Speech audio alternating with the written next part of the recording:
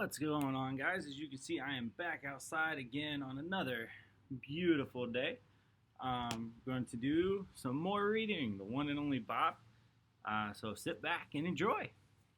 All right, Mr. Oog. Here's how I figure puppy eyes got their start.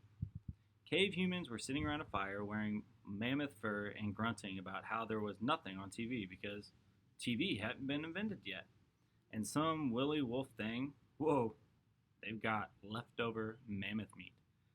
And he probably whimpered and cowered and did a tummy display and looked pathetic enough for Mr. Oog. Finally tossed him a bone. And soon enough, a few zillion years later, voila, man's best friend. After all that time, there's been a thing, like a magnetic attraction between dogs and humans. We've studied them for so long we can read every twitch inside. Suppose it was easier when chasing down mammoths. And I get it, I do. The behind the ear scratch, the food in a fancy bowl, the bed by the fireplace. Gotta admit that Julia's pretty fun to hang out with, and I'm grateful. Really, I am, that her family took me in. Still, I don't need them. You need someone eventually. They let you down, and you end up feeling like a doofus. As Julia walks, I sneak peeks out of her backpack like I always do. We pass the Mercat family poking out from their den holes like the whack-a-mole game they used to have at Max Mall. I see the flashy flamingos with their one-legged balancing act and the terrifyingly beautiful tigers. Even their cute cubs give me the willies. Families, I've noticed, take a lot of different shapes. Jim and Joe, the penguins, adopted an abandoned egg, and they are the sweetest dotting parents you ever see. I see it with humans at the park too. Families of all shapes and sizes, colors, genders, and yep, they all seem to do just fine. We round a corner past Sea Otter Alley. Oliver and Olivia are floating calmly on their backs, holding each other's paw. It's pretty adorable, I have to admit. But me, I don't need the trouble that comes with family. Babies puking, toddlers whining, spouses nagging. Talk about a design flaw. And there's a picture.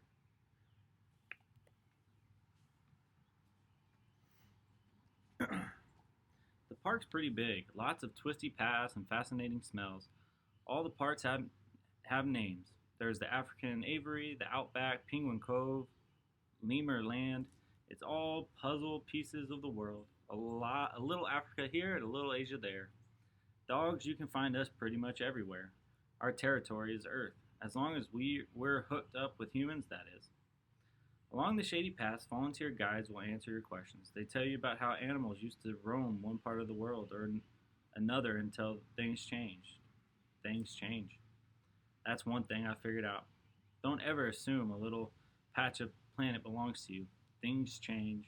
Boxes go flying. My inner wolf. On our way, we always stop by the wolf habitat. Julia loves wolves, probably because they remind her of me. They have to look hard, maybe squint a little, but if you try, you can catch a hint of my inner wolf. It's in the eyes mostly, also in my designated profile. I dream I'm a wolf sometimes, and when I wake up, I'm panting and my fur's on alert. I'm feeling, yeah, the world could hurt me, but I could hurt the world right back, even harder. Like there's a dangerous hard part of me chained inside, struggling to go free, and just, I don't know, get even. Then I go see what's for breakfast. There's a gray wolf at the park who makes me a little jittery. Jittery, as in I sometimes worry he might like to eat me. His name is Kimyu, and we struck up a conversation when a mutual acquaintance of ours, a mockingbird called Mitch, introduced us one day. Like Nutwit, Mitch likes to taunt me because I'm domesticated. Gives me a lot of grief about how free he is, soaring stringless over the whole town. I'm not the only one who's pampered, I said one day. I mean, look at Kimyu. He's not exactly running wild. As soon as the words were out of my mouth, I regretted them. And then I looked at Kimyu's I could kill you with one quick bite expression. I really regretted them. In any case, I said, moving the subject along, I've lived wild. It ain't a picnic for a dog. What was it like? Kimyu asked. He moved closer to the edge of his domain. He had a strange odor, intense and scary, and a little bit intoxicating. Well, I was just a pup, I said, abandoned by the side of the highway. Kimyu was listening intently. Must have been tough. All I could think of was food, water. I didn't like the catch in my voice. owl got me. There go. Those guys are fierce, Kimmy said. Can't hear them coming. I know, right? I relaxed a little. I hate owls, said Mitch. Hate them with a passion. They eat birds, you know. So do wolves, said Kimmy, giving Mitch a meaningful look. So you were wild once? I asked Kimmy. Never. Born and raised in captivity. Suzu, over there, she was. She's told us stories that would curl your fur. Honestly, it's nice to have a roof over my head. It's tough out there, man. Really tough. I suppose, said Kimyu. I looked at him, and for the first time I wondered if I really did have any wolf in me. He was a majestic animal with teeth that could shred a tree trunk. I am also majestic, but more portable, with teeth that could mangle a pencil with enough time and effort. Hey, Bob, said Mitch, do dogs howl the way wolves do? Of course we do. So let's hear something. A duet, maybe. A fluttering. He fluttered his wings, revealing startling patches of white. Do you know? Talk to animals. They play that on the carousel. Go away, Mitch, said Kimyu, with just the right amount of menace in his voice. Come on, just a little howling. Pretend there's a moon. Pretend you're free. Pretend. Kimyu growled, and so did I. His was pretty impressive. Gutturally deep, it spoke of death and dismemberment, all kinds of unpleasant bird nightmares. I growled too. It spoke of me being mightily peeved.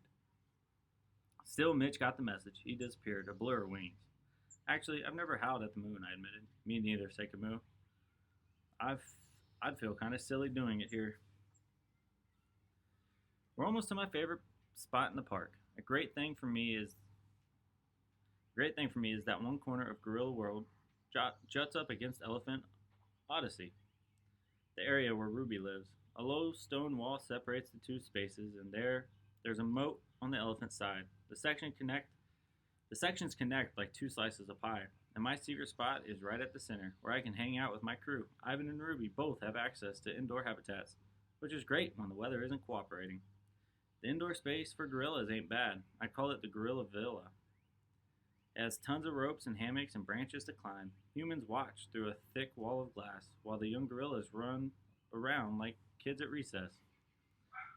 But whenever Julia and I visit, we can almost find Ivan and Ruby outside. Almost always find Ivan and Ruby outside. We trudge up a little rise through, though it isn't much of a hill. We live in a pretty flat part of the world. From there I can see just about everything. The park, the parking lot, the creek, far beyond that, every now and then I can catch a glimpse of the ocean. My secret place is a little hard to get to, right under the keeper's shed, nicely hidden by trees and bushes. Under a big magnolia tree there's a bench shaped like a gorilla, holding out his arms. Julia likes to sit there and draw. Sometimes she does her homework, which smells like frustration with a hint of eraser. Whenever I visit, Julia props me up on the stone wall that separates Ruby's world from Ivan's. Visitors can't see me, and the keepers pretend not to see me. If they caught any other dog there, he'd be out in a heartbeat. But Ivan and Ruby and I have a history. I make them happy. I'm what you call enrichment. At the park, they try to keep the animals engaged with surprises and challenges and changes to their environment. That's what enrichment is all about. The gorillas get watermelons to demolish and boxes to hide in and markers for drawing. The elephants get sprinklers and flavored water and elephant-sized rubber balls. Not exactly like a day in real jungle, of course, but the keepers try as hard as they can to make life interesting. For Ivan and Ruby, I'm the ultimate enrichment. I'm their best pal. All right, that's where we're stopping today, guys. See you tomorrow.